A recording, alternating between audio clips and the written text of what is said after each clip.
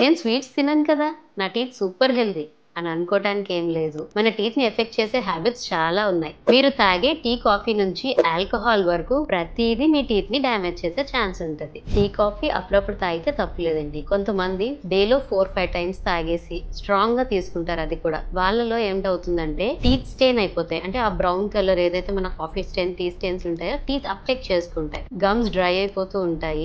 ఇలాంటి వాళ్ళలో గ్యాస్ట్రైటిస్ కూడా ఉంటుంది కాబట్టి ఎనామల్ వేర్ కూడా మనం చూడొచ్చు. టీనేజ్ అండ్ యూత్ వాళ్ళు ఎక్కువ సాఫ్ట్ డ్రింక్స్ తీసుకుంటారు. సో ఈ soft drinks is nothing but carbonated water అండి. అది మైల్డ్ యాసిడ్ ఉంటుంది. సో అది కూడా ఎనామల్ ని డ్యామేజ్ చేస్తుంది. ఐస్ ని చూ చేయడం ఎప్పుడైనా విన్నారా? ఇది ఒక రేర్ హ్యాబిట్. చాలా తక్కువ మందిలో ఉంటుంది. బట్ డ్యామేజ్ మాత్రం సివియర్ గానే ఉంటుంది. ఐస్ ని కొరకటం వల్ల టూత్ మీద క్రాక్స్ వస్తాయి. అవి కనిపించకపోయినా సెన్సిటివిటీ మాత్రం ఉంటుంది. స్మోకింగ్, సిగరెట్స్, బీడీ ఆర్ చుట్ట ఇలాంటివి స్మోక్ చేస్తే టీత్ అండ్ గమ్స్ కూడా డ్యామేజ్ అవుతాయి. టీత్ కూడా కదిలిపోవడం స్టార్ట్ అవుతాయి. ఖైనీ, గుట్కా ఇలాంటి చోబల్ ఫార్మ్స్ ఆఫ్ టొబాకో వాడుతున్నా సరే టీత్ అండ్ గమ్స్ డ్యామేజ్ అవుతాయి. ఏ టొబాకో ప్రొడక్ట్ అయినా సరే క్యాన్సర్ కి దారి తీస్తుంది. ఆల్కహాల్ తీసుకునే వాళ్ళలో టీత్ డ్రై అయిపోతాయి. బికాస్ సలైవరీ ఫ్లో తగ్గుతుంది కాబట్టి. అండ్ బ్యాడ్ స్మెల్ కూడా ఎక్కువ వస్తుంది. అండ్ క్యావిటీస్ కూడా ఫాస్ట్ గా ఫామ్ అవుతాయి. Follow us for more dental tips.